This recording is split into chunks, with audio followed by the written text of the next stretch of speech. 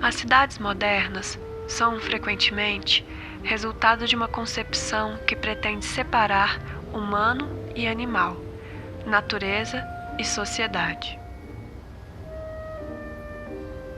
Em uma cidade, além da população humana, vivem pássaros, gatos, cavalos, cães, formigas e tantos outros animais que, mesmo sem intencionalidade, também fazem história e escancaram os limites da ação humana sobre o meio natural.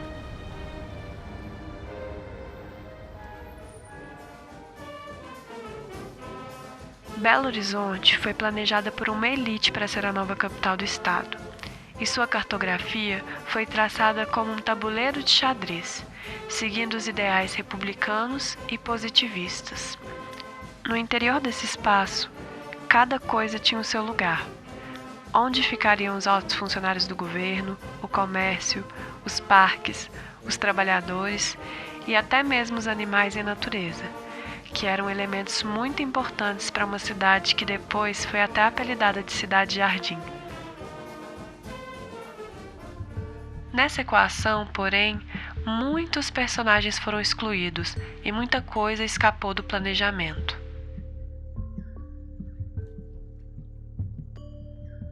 E onde estavam os animais não humanos nessa cartografia? Eles tinham lugar nela? Desde o início da cidade, eles estavam nas cerimônias públicas, nas exposições agropecuárias, nos zoológicos, nas notícias de contrabando no jornal, nos circos, no comércio, no transporte e nos matadouros. Também estavam nos rios e córregos, nas casas, na serra, no entorno agrícola da cidade, nas árvores, no céu. Mas o que se sabe sobre eles? Quais as suas histórias? A bonita arborização de Belo Horizonte está seriamente ameaçada pela praga dos insetos que o público batizou com o nome de amintinhas. O prefeito Jorge Carone Filho determinou imediatas providências para o combate à praga. O Departamento de Parques e Jardins da Prefeitura iniciou logo a pulverização das árvores com um novo produto, o Malatol, última palavra norte-americana em inseticidas. Todos os recursos estão sendo empregados no combate aos insetos que tanto vêm importunando o povo da capital de Minas.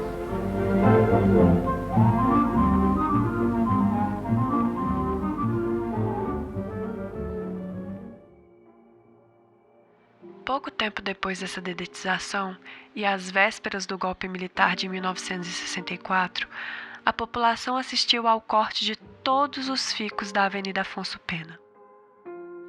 Nessa foto, a avenida que se estende até os pés da serra já não tem mais a sua famosa arborização, nem a sombra que, nas palavras de Drummond, formava embaixo das árvores um túnel sem angústia de túnel.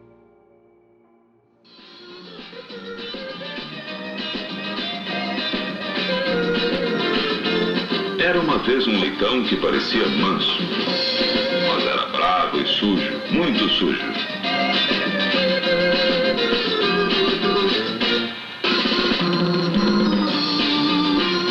Quando enchia, entrava até na casa dos outros.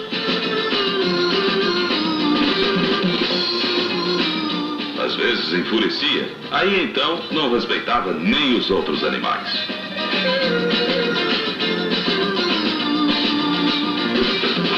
O córrego do leitão não respeitava nada, ninguém.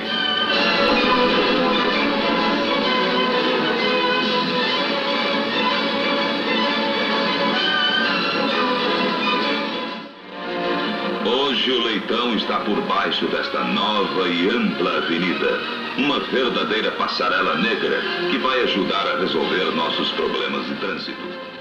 Além do leitão, vários outros córregos e rios de Belo Horizonte foram soterrados. A poluição das águas e seu sufocamento pelo asfalto, assim como o corte de árvores para alargar ruas e avenidas, acarretaram grandes perdas na biodiversidade desse território urbano. As enchentes continuam. Nesse espaço da cidade, as relações entre animais, humanos e não humanos, se transformam a todo momento, rompendo e confundindo as fronteiras entre natureza e civilização. O quão doméstico é um gato doméstico? Quão selvagem é um gato do parque municipal? Quão doméstico é um cachorro doméstico? Quão selvagem é a capivara da Lagoa da Pampulha? Ou os gambás do Parque das Mangabeiras?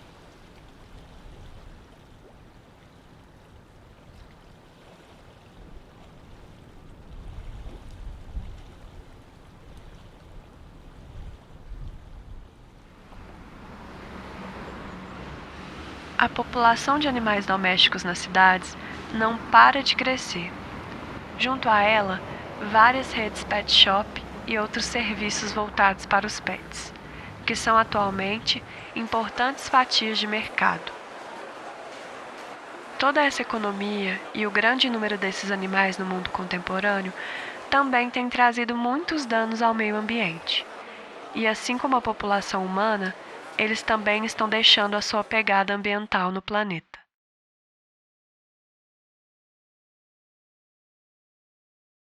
Belo Horizonte assim deixa ao longe seus velhos problemas e com mentalidade nova e anseios maiores de grandeza e bem-estar, recupera a antiga trilha de desenvolvimento e progresso que lhe marcou a época.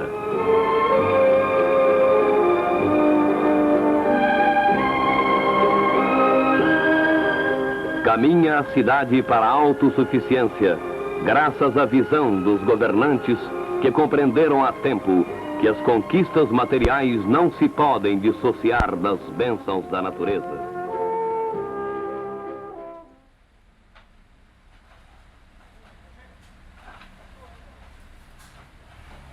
O padrão de vida e de consumo vivido nas cidades, ao contrário de nos levar a essa prometida autossuficiência, tem nos levado à completa insuficiência.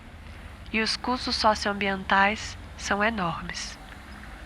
Desde a gasolina com a qual abastecemos nossos carros, aos smartphones que temos nas mãos, aos produtos industrializados e de origem animal que estão no nosso prato, a quantidade de lixo que produzimos, enfim. Todos os nossos produtos e hábitos cotidianos escondem toda uma engrenagem de produção e exploração, humana, animal e ambiental. No Brasil, as questões ambientais dos nossos tempos se somam e são agravadas pelas desigualdades sociais e pelo racismo históricos.